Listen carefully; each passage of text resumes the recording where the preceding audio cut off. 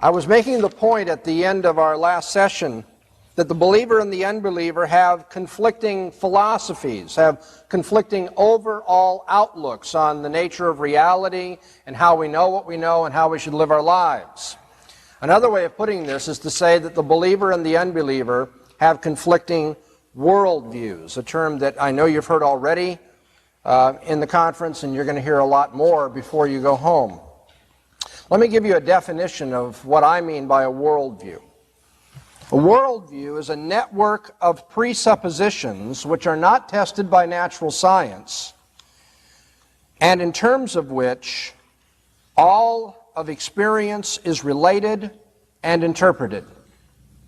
Once again, a worldview is a network of presuppositions not tested by natural science, in terms of which all experience is related and interpreted. A person's worldview is a network, first of all. It's not just one belief. It's a whole system of beliefs. But the kind of beliefs we are dealing with when we talk about a worldview are that special variety of beliefs called presuppositions. We'll say more about what a presupposition is later, but for now, suffice it to say that a presupposition is not just any assumption a person has. It's a very fundamental or logically basic assumption. It is, in fact, the precondition of that person's thinking. Because a person's presuppositions about the nature of reality and the nature of knowledge and the nature of human conduct and value, a person's presuppositions provide the precondition for choosing the problems that you consider genuinely problematic, giving you a method for discovering and resolving, providing for you the standards of interpretation. Everybody has just such a network of presuppositions. Now, that isn't to say that everybody knows they have these presuppositions. I mean, obviously, a person can have tuberculosis without knowing he or she has tuberculosis. In fact, a person can have tuberculosis even when they deny that they have tuberculosis. You may go to your next-door neighbor, this guy who lives for all the gusto in life that he can get, and try to talk to him about philosophy and say, you've got your presuppositions worldview too. He'll say, no, I don't. I don't even want to think about that stuff. So get away from me. I don't believe in thinking about philosophy. Just give me a beer and turn on the game on the tube. He may tell you that, but he's got his presuppositions anyway. It's just a matter of getting him to think self-consciously about his presuppositions. Everyone's got presuppositions. If they didn't, they wouldn't even know where to begin in the morning. I want you to stop and think about this for a minute. If you had to, when you wake up in the morning, you don't assume anything now. You just have to start from scratch, deciding what you're going to believe about life and about yourself. Well, should you sit up in bed, first of all, get dressed, have some breakfast, and then say, okay, now I've got to apply myself to the really tough questions. What is real? How should I live my life? No, because you've already decided that certain things are real and that you should live your life a certain way just by deciding to get up out of bed. And how do you know what you know? Are you the same person you were yesterday? Are you the same person you were a week ago or a month ago? And you go down to the table and your mother says, "Hi, Johnny, how you doing today?" You just take it for granted you're Johnny.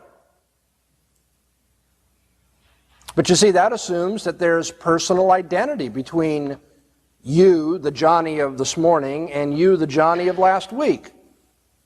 Now I am sure that you're all sitting there saying, this guy has lost it. He's worried about whether I'm the same person I was a week ago. Well, believe it or not, there are reasons why philosophers get worked up about questions like that. But the reason is not that they just get up and this question confronts them. You see, that's the kind of question that comes after you've thought about other kinds of questions that require looking into assumptions and methods, and then they start testing their assumptions and methods And they get into deeper sorts of levels of abstraction, and finally they ask the kind of things which make people wonder if philosophers are sane at all. But since you think I'm insane, I'll play the game with you. And how would you prove that you are the person that you were last week, allegedly? How would you do that? What if I hypothesized that God created the world this morning, He created everybody in it, and created them with the memory bank that you now use as memory, thinking that you existed a week ago and that you were doing whatever you were doing according to your memory a week ago. Now you may say, well, that's a silly kind of thing, who cares? And maybe it is. But I'm from the land of fruits and nuts, and so we're kind of nutty about these matters. I might still say, okay, it seems kind of silly, but then how do you know otherwise? When you get up in the morning, you took that for granted. You assumed identity of your person over time. And that, I want to assure you now, all kidding aside, is one of the most perplexing problems in philosophy. Personal identity. You assumed that memory was reliable. You assumed you could trust your senses. You assumed you should live in a certain way. You assumed that eating a certain kind of food was good for your body or would be pleasurable. You assumed a lot. You didn't explore and discover all those things new every day. Everybody has presuppositions. Everybody has preconditions for living their life, evaluating things, knowing what they know. And when you go off to college and you find people with an antagonistic point of view to your Christianity, what I want you to see is that the presuppositions that that person is using, the worldview that that person is using in opposing your Christian outlook or worldview is going to be the crux for defending the faith. Worldviews, when all is said and done, will determine what a person believes and how a person lives his or her life. Worldviews are a package deal. Every particular experience, everything you encounter, every thought you have, every sensation that you experience, every particular is seen in terms of a broader system of interpretation. A system that allows you to relate one particular sensation to another, or one point of view to another, so that you can start drawing conclusions. And that system of beliefs, that broader system, in terms of which the particulars are related and interpreted, is a worldview. By the way, the fact that Christianity is a worldview has an interesting consequence that goes way beyond how we defend the faith, goes way beyond the subject of apologetics. Because Christianity is a worldview, you need to be aware of the fact, and maybe at this conference will be the first time that you have taken it seriously, you need to be aware of the fact that if you are committed to Christ at any particular point in your life, then you need to be committed to Christ at every point in your life. Christianity is not simply about a certain narrow range of human experience, like when you pray, or go to church, or evangelize people, or read your Bible. All of those things are important. All of those things express Christian commitment. But if you are committed to Christ anywhere in your life, anywhere in your experience, then you need to be committed to Christ everywhere in your experience, which is to say, since Christianity is a world and life view, to be a Christian is to have a distinctively Christian way of looking at reasoning. We looked at that in our last session. But it means you have a distinctively Christian way of looking at literature as well, and human nature, and social relationships, and economics, and politics, and education, and family life, and recreation, and art, and industry, and everything else that is part of human experience. To be a Christian, to be committed to Christ at any one point, means you must be committed to Christ at every point in your life, because Christianity is a worldview. It's not just one of the many options that a number of different philosophies can tie into. It is basic, it is fundamental, it is logically fundamental, so that it affects everything, systematically. It is not simply a narrow point of view. Now, if everyone has a worldview, let's stop and think about some of the issues that every worldview addresses. I'm going to try to put some of this up on the board for you so you can keep track of it. These are key issues for anybody's worldview. They are issues that you address as a Christian.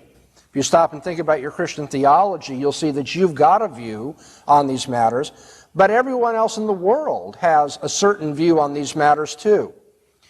In order to lay this out, I need to introduce to you the three major divisions of philosophy, however, and that means that it's going to sound like intellectual bullying unless you tune in just long enough to get the definition of these terms.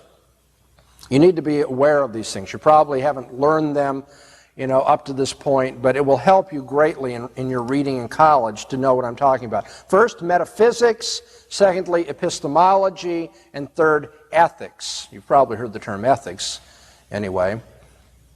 Metaphysics.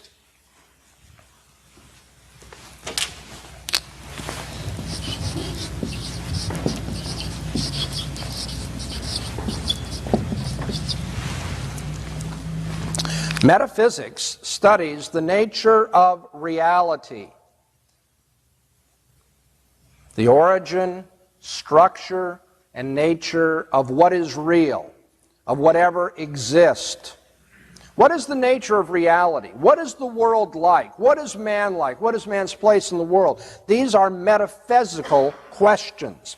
They're not questions about the physical world simply, but that which goes beyond the physical world and accounts for the physical world. And I'm going to give you 5 questions that at least have to be addressed in any adequate metaphysic, any doctrine of the nature of reality. First is the question of the nature of man. What is man? What's he like? Is man free? Is man basically good? Is man an animal? These are metaphysical questions. Secondly, there's the question of the nature of the universe. What is the origin of the universe? Where did it come from? How did it get here? What's its structure? How does it work? Thirdly, there's the question of the existence of God. So we have the nature of man, the nature of the universe, and the nature of God. Then obviously, what is man's place in the universe before God, if there is such a God? These are metaphysical questions. But 2 other matters, real briefly, might be brought up. Am I going too fast for you? Man, the universe, God. What are they like?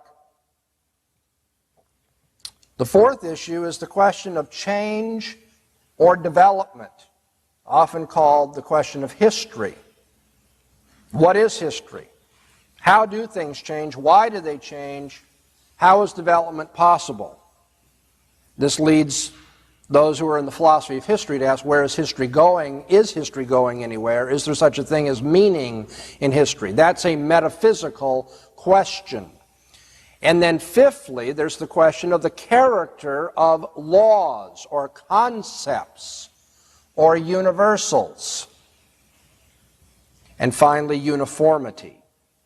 I'll repeat that again. The character of laws or concepts or universals or uniformity.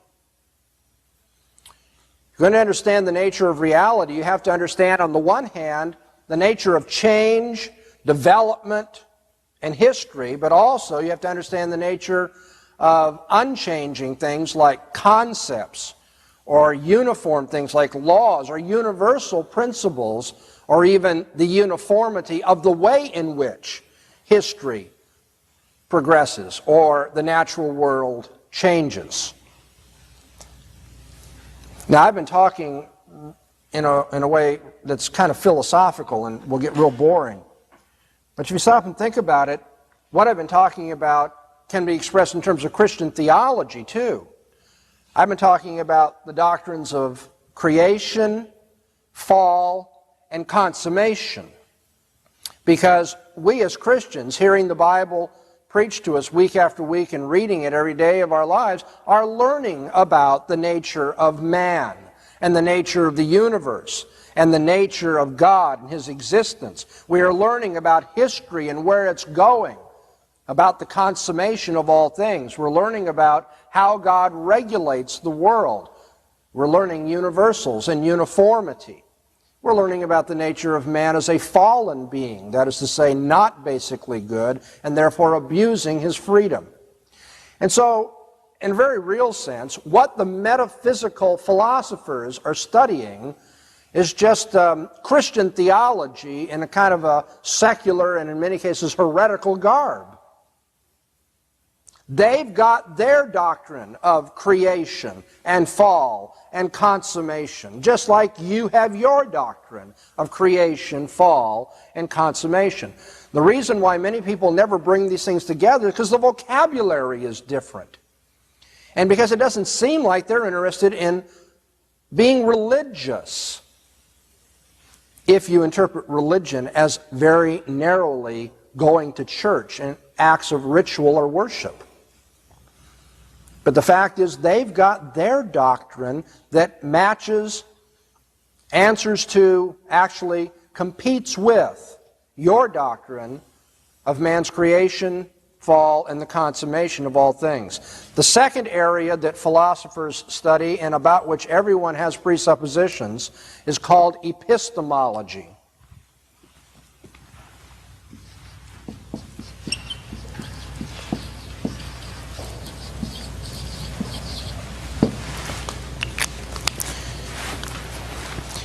Epistemology is one's theory of knowledge. It studies the nature and limits of knowledge and such concepts as belief or truth or knowledge itself and how beliefs are justified. Epistemology is a general theory, then, of man's knowing, how it's possible, what the limits of it are, what methods are to be used in pursuing it. Four particular questions that epistemological philosophers address are these. First, the nature of truth and objectivity. What is the very nature of truth? And related to that, the nature of being objective in one's thinking. Secondly, what is the nature of belief and knowledge? What is the relationship between believing something and knowing something? Is knowing something just a case of believing it with all your heart? Or is it something more than that? Is it possible to know something and not believe it? Is it possible to know something and believe it and yet not profess to believe it? These are questions that we ask in epistemology. Thirdly, what are the standards or procedures for justifying one's beliefs? How does one know what one knows? What kind of proof or evidence is acceptable? And then finally, epistemology deals with what might be called science and discovery, the very procedures of science and how they are to be evaluated and in what way they offer standards for discovering more things about the world. Now that again sounds all very philosophical. But in a very real way, people who are studying epistemology are giving a counterpart to what you have learned from Sunday school on as the doctrine of revelation, how man's mind is enlightened by God. The Christian has views with respect to knowledge and the discovery of new truths. The Christian has views about the standards of truth and belief. And those views are all related in one way or another to our doctrine of God's revealing Himself. Revealing Himself not only directly to us in our heart of hearts, but revealing Himself indirectly through the created order that we are to study and know Him better, and then revealing Himself, of course, in the words of Scripture, the Bible, and revealing Himself in the person of His own Son, who came into this world as the highest expression of knowing God because he was God himself. And so a worldview is going to have a certain epistemology about it. Just like your Christian worldview has a certain view of God's revelation, which characterizes you. And then finally, philosophers study ethics, obviously the study of right and wrong, good and bad attitudes and actions. Ethics.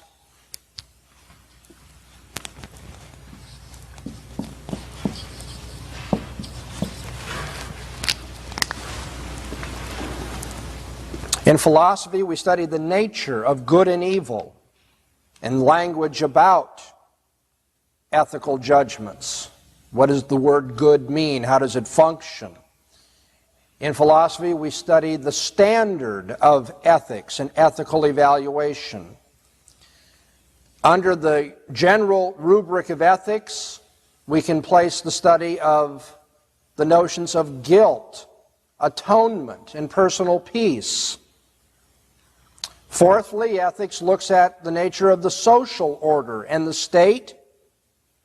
And finally, ethics studies how one attains or produces moral character, how one comes to conduct himself or herself in an ethical fashion. So we have the question of the nature of good and evil, the standard of ethics, the question of guilt and personal peace, the question of social order in the state, and finally the question of how we produce or attain moral character and conduct. Now that sounds very philosophical, perhaps, and yet you as a Christian have studied ethics the whole time that you've been subject to the preaching of God's Word. The whole time that you've been reading Scripture, you've been reading ethical subjects. Obviously, the fall of man has to do with ethics. Why it is that it's now difficult to attain moral behavior. The fall of man has something to do with guilt. Moreover, the doctrine of redemption in the Bible deals with this whole notion of guilt or atonement and personal peace. How is man to find a solution to his personal problems? That is a secular way of putting it. The Bible puts it in terms of how man is redeemed, how he comes to have a just standing in the sight of God. So over against these three areas of metaphysics, epistemology, and ethics, I hope that you'll put in another column, if you will, something of the Christian counterpart to many of the sub-questions that we've been looking at, and that is the Christian counterpart found in the doctrines of creation, fall, redemption, and consummation.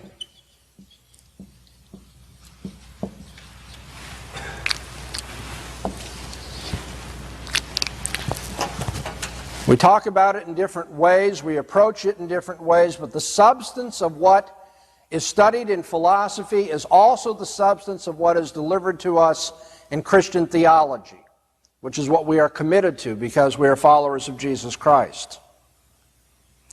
And therefore, when you go into the university classroom, the professor is not going to encourage you to do this, but you need to take it upon yourself to be asking always, what view of origins is assumed by this man, or maybe explicitly being taught? What view of origins that stands over against my view as a Christian, believing in creation, believing in the self-contained God who needs nothing and who sovereignly chose of himself out of nothing to create the world? What is this person, what is this professor giving me that stands over against that? You need to be asking, what is this person's view of man's problem? Why are there difficulties in this world? That is to say, what is his counterpart to the Christian doctrine of sin and the fall of man? What kind of solutions to men's problems are we hearing at the university? That is, what secular theories of salvation or redemption are we running into? What view of history and the meaning of man's experience is being given that is the counterpart to our view of the consummation of all things? Now let me real quickly run through a few examples for you just to show you that other worldviews outside of Christianity address these questions. Think about Hinduism for a minute, another world religion. Do Hindus have a particular view of origins that stands over against the Christian doctrine of creation? Well, they certainly do. In the first place, Hinduism teaches that nothing is genuinely new or real because there cannot be any change. All is one. And what we see in our illusory experience of change is really nothing more but the cycle of life, the wheel of life. And that is, though a very perverse and I think an absurd view of origins, it is the counterpart in Hinduism to the Christian doctrine of creation. Think about behaviorism. Behaviorism, as a school of psychology, tells us that human beings do not genuinely have freedom, but are rather nothing more than sophisticated stimulus response mechanisms. Human beings do what they do because they've been stimulated and conditioned to respond in the way that they do. You all know the story of Pavlov's dogs, right? Pavlov had this experiment many years ago where he'd ring a bell right before he fed his hounds. And he found that after a while of stimulating and conditioning them in this way, that if he rang the bell, even though he didn't put food in front of them, they'd start salivating. And this, in a very crude and simple way, is the model that is used by behaviorists to understand all of human conduct. We are nothing more but stimulus response mechanisms, glorified Pavlovian dogs, if you will. Now, does the behaviorist have a particular view of what's wrong with man? Well, he certainly does. He says he's not been conditioned properly. The reason why we have warfare and oppression and injustice all about us is because men have not been conditioned properly. That is, the ringing of the bell and the feeding of the food has not been put together in the right ways to make people act nice, to make them act harmoniously and peacefully. And so the behaviorist has his own understanding of man's sinfulness and man's fall. Think about Marxism for a moment, which we hope to see less and less of in history, and maybe we have some reason to be encouraged in seeing communism struggle around the world these days. But for many years, it has been a very viable and a very popular philosophy. Does Marxism have a point of view that is the counterpart to Christian theology? Does the Marxist have a particular view of the consummation of all things, where history is going? Well, of course, the Marxist does. We believe that history is moving in the direction of a greater conflict between the city of God and the city of man. We see the kingdom of Jesus Christ coming to have ascendancy over all that which fights against it, as every enemy is made the footstool of Christ's feet. We see Christ returning in judgment to separate the sheep and goats, the wheat and the tares, and for all eternity then to confirm people's standing either as living with God or being separated from Him in hell. We have a certain view of consummation. We know where history is going. Does the Marxist think he knows where history is going? He certainly does, and that's why he sacrifices so much. That's why he's willing to become a member of the party and to give up his own freedoms and pleasures, because he believes that history is inexorably moving toward that consummation, and he wants to be part of that process. He wants to see revolution overthrow oppressive and capitalist regimes. He wants to see the dictatorship of the proletariat and eventually the withering of the state. Think about existentialism for a moment. Is an existentialist someone who says that people are radically free, they have nothing that controls what they can be or what they are, and they define for themselves the meaning of their existence? Does the existentialist have a view that stands over against Christianity? Well, the existentialist clearly does. According to the existentialist, the nature of man is not to answer to God, not to answer to parents, not to answer to school teachers or professors or the state or anybody. Man answers to himself only. And when he fails to understand that, he doesn't have an authentic existence. He is alienated from himself. He is living in bad faith. And what he must do is assert his will and make a choice for himself without guidance from anybody else. He must recognize the absurdity of the universe and that he imposes meaning on his life, and it's not given from God or from anything outside him. Now that sounds like a kind of theology, a very perverse theology, a very heretical theology, but nonetheless, something that is like Christianity in answering questions about the nature of man and what's gone wrong with man and how man can be saved, in this case, save himself. Well, we could go on and on with illustrations, but at this point, my guess is you might be sitting there, if you're not thinking about what it is to tamper with a smoke alarm in the airplane, you might be saying, how am I ever going to know about all these worldviews?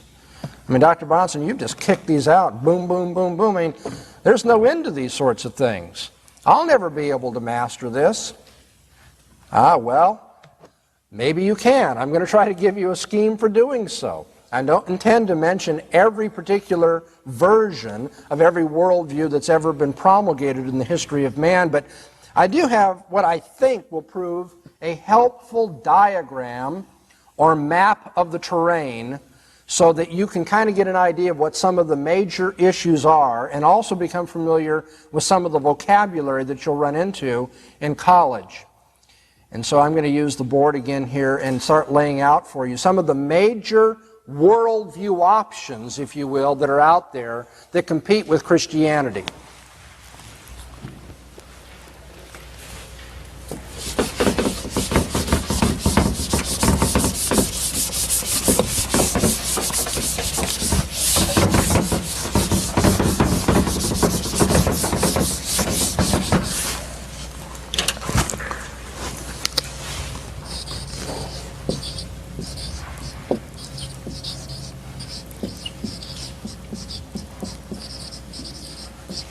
The first worldview that you should be aware of is what is called monism, and I put in parentheses spiritual here because technically materialism is a monistic view of the world as well. But here I'm thinking of monism in the spiritualistic sense. Perhaps the leading illustration of a monistic worldview is Hinduism. According to the Hindu, everything is one, despite the appearances that there's a difference between you and the person sitting next to you, and a difference between you and the chair, and a difference between this building and another building, and a difference between this part of the world and another part of the world. All of that's illusion.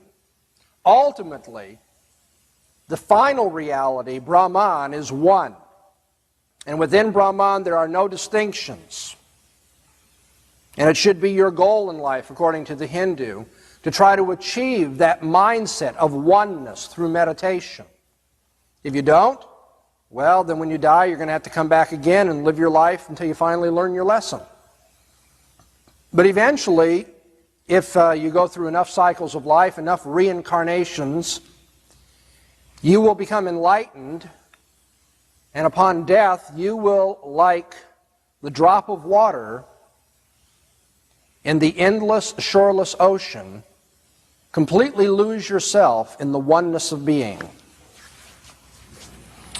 Spiritualistic monism. It's not a material one, it's an immaterial, or if you will, a spiritual one. Now, that kind of worldview is not simply found in Hinduism, but I would suggest that before you go to college, or if you're already in college, you pick up a book that has at least a chapter on Hinduism, maybe a whole book on it, and read it. I guarantee you it will be worth your while. If you do that, you'll be able to deal not simply with what is strictly called Hinduism, but you'll be able to deal with all of those which are Hindu-like religions, Hindu-like worldviews. The Hare Krishnas, for instance. Christian Science, for instance. New Age theories, for instance. All of them are but variations on, I know they're insulted to hear this, but it's true, all of them are philosophically a kind of Hinduism, a kind of monistic, spiritual monistic view of the world.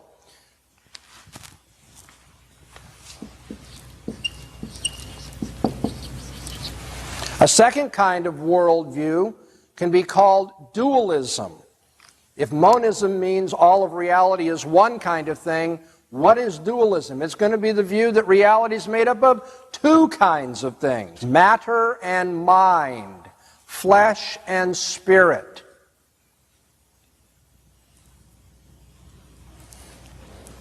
And examples of dualistic worldviews would be, first of all, idealism.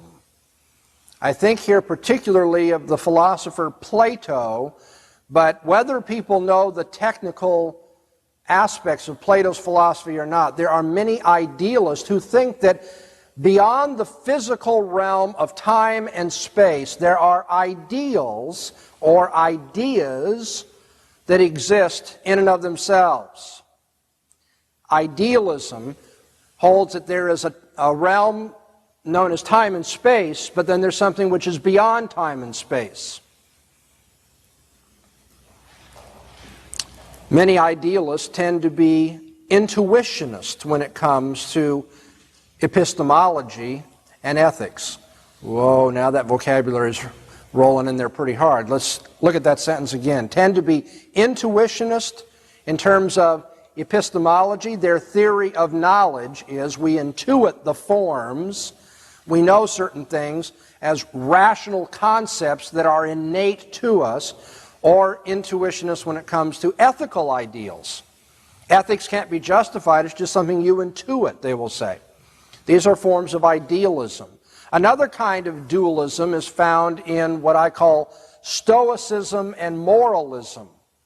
The ancient Stoics held that man lives for the sake of duty, forgetting his life in connection with and in harmony with the way the universe is moving, the rationality of the universe. And it's an obligation for him to do it, to live with a stiff upper lip, to submit to the necessity of the universe as it is. And more generally, moralistic points of view that tell us that man is to live according to certain ideals or certain duties in this world, even though we recognize man is made of flesh and blood and lives in a physical surrounding, there's more to him than that. Moralistic worldviews. Now we're going to get more complicated here. We have monism, dualism. A third basic worldview type is atomism. And here I mean atomism in the materialistic sense. The idea that reality is made up of matter that can be broken down into atoms, the smallest building blocks of the real. There are a lot of different varieties of atomism, more than I can mention tonight. You need to be aware that when Democritus and Epicurus of old maintained that reality is made up of an infinite number of atoms, they were not using the term atom in the way that we hear in the 20th century, say in the Bohr model of the atom. They didn't have any such concept as that whatsoever. The only reason I tell you that is because it's one of the most remarkable pieces of ignorance that I've run into, that in physics classes people will say, well, this point of view on the universe is something that comes from the ancient Greeks. That's straining it a great deal. Atomism, in the materialistic sense, is the view that the material world is all there is, there ain't no more. There's no realm of ideals or values or forms beyond this world. There's no God beyond this world. And certainly, it's a denial of monism, the idea that reality is a spiritual one that runs through all things. The atomist says everything breaks down into little building blocks of matter. Now, within the atomistic or generally materialistic perspective on life, you're going to find a division having to do with whether there is any kind of freedom in this world or not. You have deterministic theories that are materialistic or atomistic.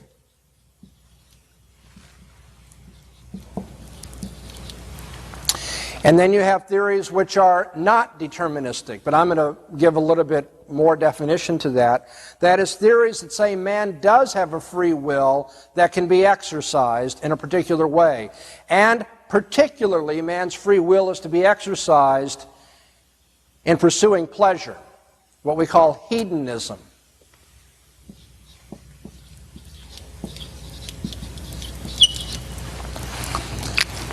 Among the materialists or the atomists, then, there are those who hold to the notion that man is not genuinely free. There is no genuine freedom in reality. Two examples you've already heard about tonight. Behaviorism says that individual human beings do not have free will. They are Pavlovian dogs, white rats, stimulus response mechanisms, robots. There's no individual freedom. More broadly, Marxism is a deterministic, atomistic view of the world. Marxism says the only thing that's real is matter.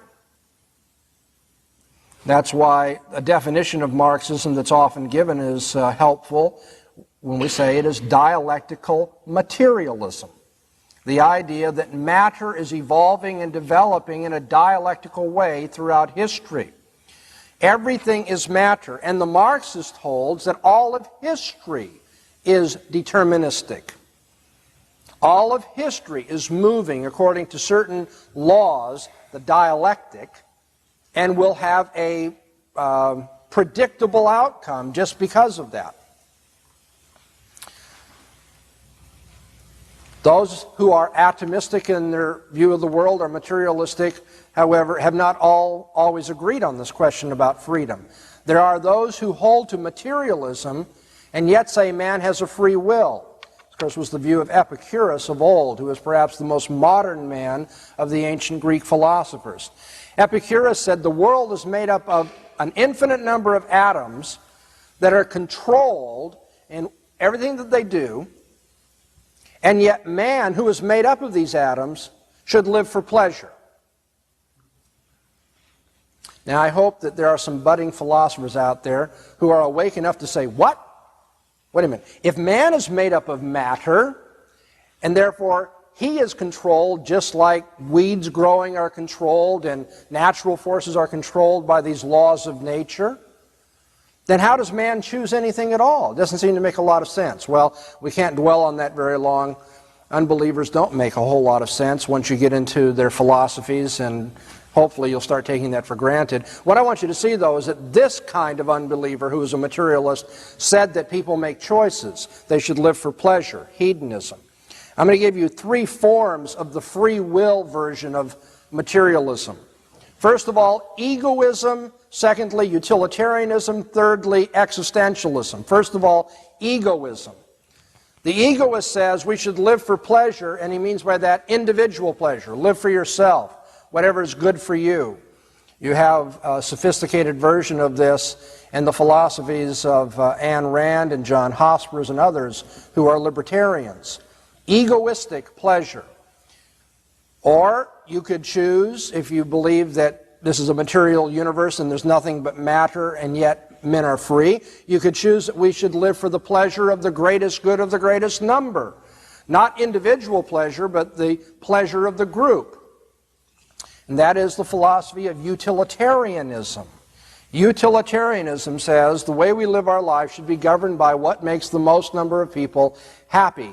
And it comes to expression in the political and economic theories of socialism that tells us that basically man lives as a social creature and for the happiness of his society. And then finally, and this is straining a bit to put it under hedonism, but in the free will approach to the material universe that man lives in, the existentialist, as we mentioned a few moments ago, says man must exercise his free will to define for himself what he will be. He just exists as a material object, but then he freely gives himself an essence, freely gives himself a character, and determines the outcome of his own life. There's only one more, so don't get too tired now. We're almost done. The map is almost complete. In addition to monistic, spiritual monistic theories of reality, knowledge, and behavior, dualistic, that is to say idealistic or moralistic approaches to life, and atomistic, materialistic views, there are those people who say nobody can know for sure. So you have pragmatism and skepticism.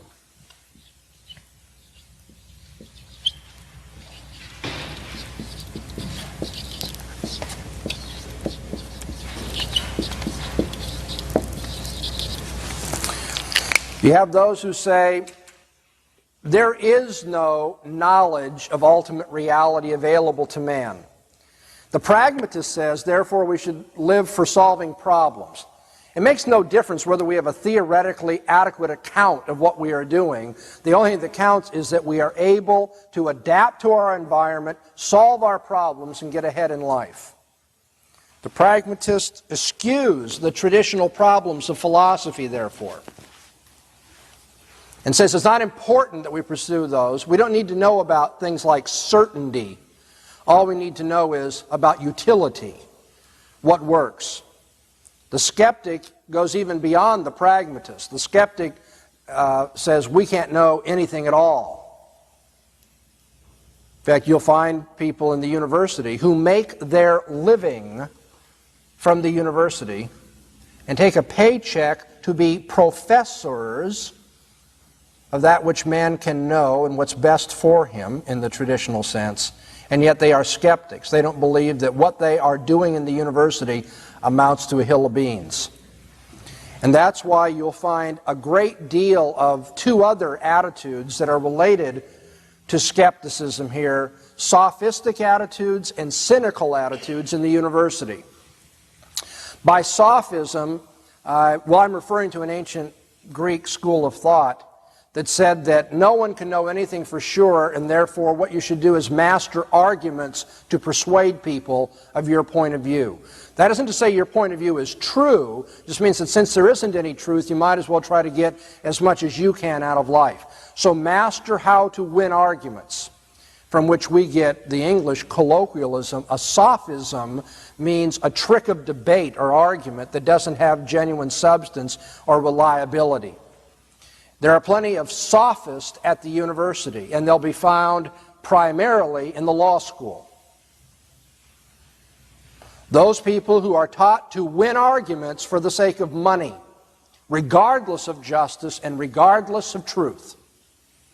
The most important thing is that you are the hired gun for somebody, and you've got to get what they want.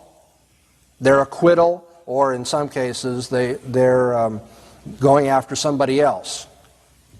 Lawyers often will go from one side of a social issue to another, from case to case, depending on who's paying the tab. They're nothing more but modern sophists. And you find that not just in the law schools, but you find it throughout the university. People say, well, no one really knows, so what you need to do is learn how to get ahead in life. And then, of course, there are those who are the cynics. If I weren't a Christian, I think I'd be a cynic, to be very honest with you. I find it hard enough, even as a Christian, not to be a cynic. But the cynics look at all of this and say, no one really knows. There are all these customs of the establishment and tradition, and it's just a bunch of hooey. No, there's really no basis for living a particular way or not living a particular way. And so why all this put on? The ancient cynics got their name from the Greek word for dog, because they advocated copulating in the open, as dogs do. That's not because the cynics actually practiced that, by the way. It's because they were trying to offend their culture, as many in the hippie generation and others have done, tried to offend the establishment by saying, you don't have any standards that should govern us at all. It's almost like, let's get back to nature. You know, you have the Mother Earth approach here. The cynic who says establishment, mores, civilization is what corrupts, and so what we could do is what is most natural for us. Well, that's it. I don't pretend that this is going to do the trick with every single point of view that you run across. But I do think that it will be very helpful for you if you write this down, and before you go to college, and maybe, for a number of weeks into your courses, you keep thinking every day as you go to class, what kind of worldview am I getting here? A materialistic worldview? A pragmatist worldview? Am I getting an idealistic worldview? And then, in addition to that, and then tomorrow when I speak to you, I'll pick up on this point. In addition to asking what kind of worldview, you should be asking yourself, what does Christianity say about that? What does my Christian theology say about these issues pertaining to creation and fall and redemption and consummation? How do these worldviews stack up against each other? And then eventually you're going to want to know, how can we show that one is right and the other is wrong? And I hope to do that before we're done with this conference as well. But that'll be it for this evening.